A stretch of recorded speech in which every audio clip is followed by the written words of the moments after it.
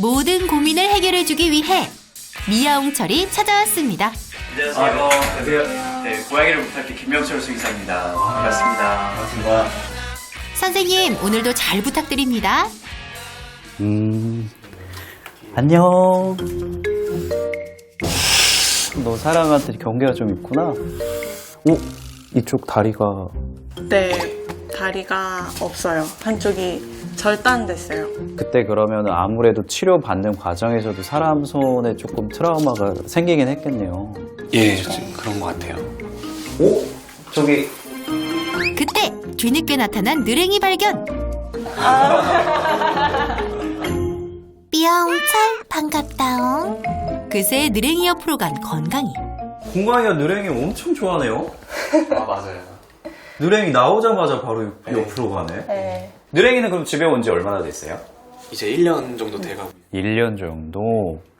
아, 근데 지금 모습 봐서는 오히려 사람하고 거리만 있으면 느랭이가 오히려 낮은 자세로 긴장하고 있고 뒤에서 건강이는 그냥 그루밍 하면서 여유가 있네요. 건강이가요? 직접적인 접촉거리로만 가지 않으면 오히려 건강이가 더 대범한 것 같아서 네, 맞아요. 약간 그 트라우마의 지점만 넘어가면 오히려 네. 더 사람하고 친해질 네. 수도 있겠다 싶은 게 있네요. 그럴 것 같아요. 건강이와 친해지기 희망이 보이는 것 같죠? 그런데 선생님, 느랭이 바라기인 건강이지만 집사들에겐 곁을 주지 않았어요. 나와봐, 건강. 어이구. 건강이는 왜 그러는 걸까요? 제가 한 가지 궁금한 게 있어요. 건강이랑 스킨십을 하기 위해서 지금까지 어떤 노력들을 좀 하셨을까요? 요 코터치 교육, 음. 클리커 트레이닝, 손에 추루 묻혀서 주고, 건강이와 친해지기 위해 코터치를 하고 소리로 교감하는 클리커 트레이닝을 했다는데요. 집사들이 선택한 이 방법, 과연 효과가 있었을까요?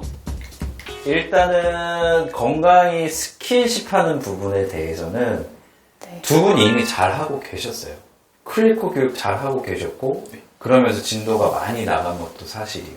혹시 교육이 좀 잘 되고 있다고 생각되는 지점에서 건강이를 데리고 병원을 간다거나 아니면은 건강이를 잡아서 발톱을 자른다거나 이런 이벤트가 중간에 있진 않았을까요? 있었죠. 2주에 한 번씩은 잡았던 것 같아요. 2주에 한 번씩은 그럼 어떤 느랭이 얼굴에 계속 상처가 좀 생겨가지고 건강이랑 놀아주다 보니까 발톱이 갈고리 수준이라 그렇게 해서 한 2주에 한 번씩 잡아서 깎아주고 어떻게 보면 터치에 대해서 조금씩 나아지고 있다가도 다시 부정적인 이미지가 확 크게 올 수 있는 상황이 주기적으로 있는 거잖아요. 그래서 그쵸. 일단은 저는 그 지점이 가장 큰 이유인 것 같아요. 아하! 건강이 입장에서는 가까이 하기엔 다시 먼 집사들이 반복된 거군요. 그런데 집사들이 제일 궁금한 게 있다고 합니다. 건강이가 세발이잖아요. 어떻게 세발 고양이를 케어해야 될지 잘 모르겠어요.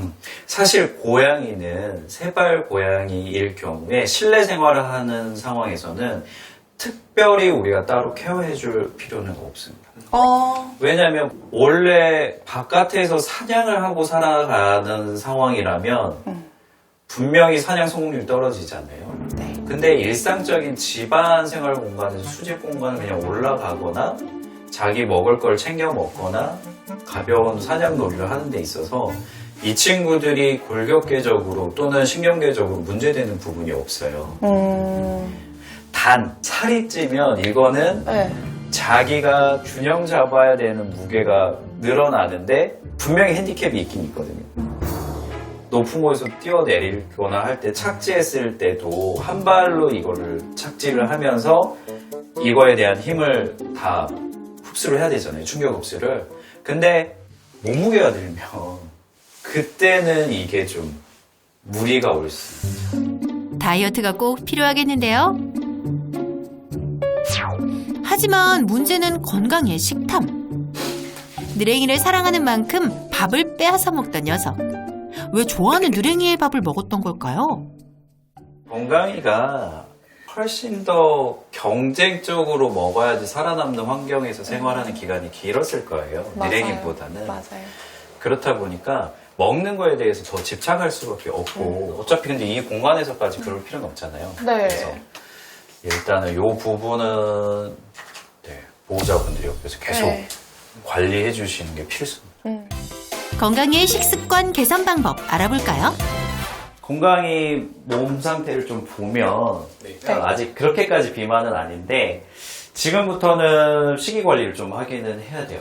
그 전에 살이 쪘던 이유는 느랭이 거를 맞아요. 뺏어 먹어서 살이 쪘던 거라서 네. 그것만 확실히 차단해 주셔도 네, 가장 일반적이고 아이가 부담되지 않는 체중 유지는 어렵지 않습니다. 녀석의 체중 관리를 위해 먼저 해야 할 것이 있습니다. 가장 좀 문제가 되겠다 싶었던 게 밥 먹는 공간이 지금 그냥 나란히 있었잖아요. 사실은 이렇게 나란히 있으면 고양이들이 각자가 각자 것에 대해서 이름표가 붙어 있다고 해도 그거를 이해할 수는 없거든요. 네. 자기 이름을 알 수가 없기 때문에.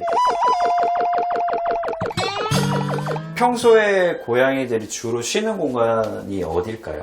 여기서 건강이랑 느랭이 다 쉬고요. 안방에도 많이 있어요. 안방도.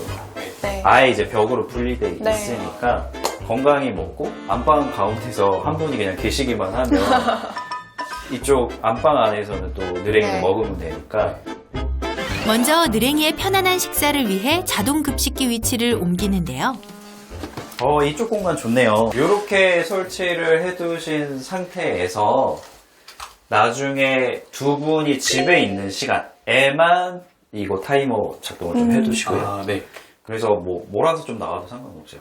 그러니까 아침에 출근 전, 퇴근 후, 주무시기 전. 네. 그래서 하루에 3번 정도로 세팅하시고 그 3번 다 느랭이는 여기 와서 먹게 하고 건강이는 당연히 주요 생활 공간이 저쪽이니까 네. 저기서 먹고 있으면 다 먹어도 여기 와서 느랭이 먹는 걸 못하게 2주 정도 제어해 주시면 돼요. 다음은 건강이와 친해지는 방법. 친해지려면 간식은 필수겠죠. 먼저 시범을 보이는 느랭이. 자, 이렇게 냄새에 충분히 맡고 손으로 좀 쥐고 있을게요. 이런 식으로.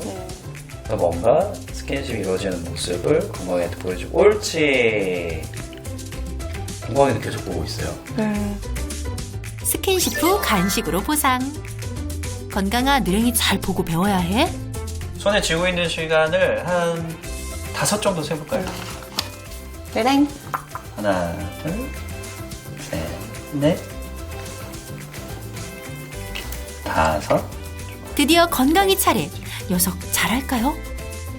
빤히 보던 녀석 갑자기 미영철의 손을 깨물다니 큰일 났네. 지금 이렇게 하는 이유는 그 전에 이렇게 하면 떨어뜨려서 자기가 먹은 경험이 있을 거예요. 맞아요. 그래서 자기가 그걸 노리고 한 건데 이럴 때 막 엄청 세게 물진 않아요. 또는 세게 물었다라고 하면 교육 끝이에요. 오히려. 근데 만약에 떨어뜨려서 그걸 먹잖아요. 그럼 동기부여가 돼요. 왜냐면 네, 나는 얻었으니까 저렇게 했을 때. 항상 그랬어요. 네, 교육이 쭉 잘 되다가 다른 부정적인 쪽으로 강화가 행동 강화가 되는 요소가 될 수 있어서 물려고 했다면 간식은 끝. 간식을 주면 더 물게 되니까 절대 금물입니다. 다르죠. 그게 영리예요. 집중력도 있고 영리해서 물고 빼는 거예요. 똑똑해요. 이런 식으로 매일매일 좀 교육을 하시면 지금보다 훨씬 좋을 것 같습니다. 네. 제가 봐서는 이 둘은 에너지 레벨이 조금 차이가 있는 거 말고는 합산은 거의 완벽하게 됐다고 보시면 돼요. 지금도 보면 느랭이 그냥 건강이 앞에 있어도 그냥 손 그러니 하고 건강이는 밑에서 보고 있고 근데 이런 상황이 되는 게 고양이를 합산할 때 쉽지 않아요. 그 녀석 이미 서열도 잡혔대요. 위층에 있는 느랭이가 서열이 위, 건강이가 아래. 그리고 며칠 후 집사들에게 온 소식. 이제는 건강이도 집사들에게 경계심이 많이 누그러졌다는 기쁜 소식. 그리고 느랭이가 스트레스 받았던 밥 문제까지 말끔히 해결. 앞으로는 사이좋게 먹으렴. 그리고 또 한 가지 기쁜 소식이 있다는데요. 가장 큰 걱정이었던 느랭이하고 건강이 합사가 잘 됐다고 미아홍철쌤께서 진단을 해주셔서 건강이를 입양하기로 결정했습니다. 고생 많이 한 만큼 행복하고 편안한 묘생 되도록 저희가 온 마음 다해서 보살피도록 하겠습니다. 사람에게 큰 상처를 받았지만 가족을 찾은 세발냥이 건강이. 이름대로 늘 행복하고 건강하게 살 일만 남았네요. 집사님들, 느랭이와 건강이 잘 부탁드려요.